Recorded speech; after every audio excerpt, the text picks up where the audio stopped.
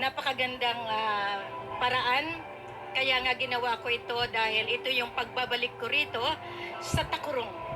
Ang mission ko, inumpisahan ko dito sa Takurong in August 26, 2026. Ay 2010. Grabe, excited ako sa inyo ah. Ang alam ko talaga, ito yung pinagmulan, ito yung babalikan. Ibig sabihin, Omega Alpha. Alpha, Omega. Kasi napakatindi yan pagdating sa finance. Ang financial kasi, yun ang sinikap ko talaga na makuha. Kasi damo gisubong kauturan naton na wala nagising makaon. So ang akon nga mission is to save the Filipino people, to tatin sa mga nagugutom at uplift the status of the poor.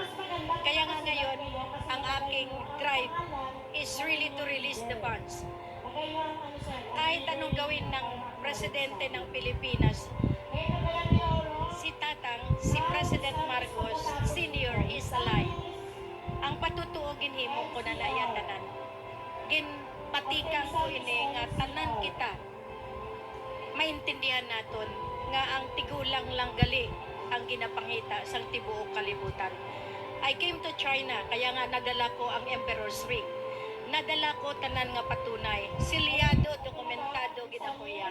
Maski di na ako makanto. Maski hikayan ako, maski apak-apakan ako, I would always stand for the poor. I will stand. At kinumpisahan ko dito. Na-unite ko na dire ang mga pwersa nato. Raja Sulaiman, sa loob, mga tao nila. It's only in Takurong City can unify the faction groups. Amo nang ako drive. Nag-ano ako sang aton nga mga pwersa, pero litihimo ina tanan. May coordination. Kag besides, as the sovereign judge, I can do whatever I want. Yan ang pagkakaiba. Yan ang aking direktiba that this is now the implementation phase. Lahat ito, i-implementa na natin ang Peace, Defense, Economic Development, Healthcare and Learning Program, and Renewable Energy, na kung saan nakapaloob ang soberanya, ang titulo de propiedad. Ibig sabihin, ang 4136 na titulado talaga yan, kinumkum na yan lahat natin, nasa atin. So, tanan kita makinabang. I am appealing to the Filipino people. Kung maintindihan ninyo ang ibig sabihin, save your own people, save your family. Kaya ang akon kapatigang para sa tanan. This is all for the people who are hungry. Lahat sila makikinabang. Basta ako, ang legalidad ang ginuna ko sa tibuok kalibutan. I have my vital documents. Kaya maski saan mo ako isangga, bit ko ang otoridad ko in the name of Allah, in the name of ng Diyos Ama natin. So yan lang ang masabi ko for now. But if you still need me, I'll be here until sa birthday niya.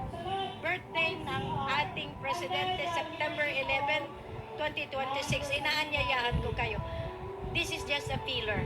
Kasi ang gusto ko, lalabas na talaga siya sa buong. Hinahanap siya.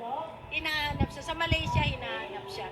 Grabe ang ano natin. Now, kung gusto ninyo, ilalakin ko ang akon nga sa Malaysia para maintindihan ninyo how this will be. I can let them come to you. Pwede ko kayo sa kanila. Kaya supposedly, magsalita siya ngayon. Kaso lang, I am limiting the time kasi siyempre, na-delay ako ng 1 hour.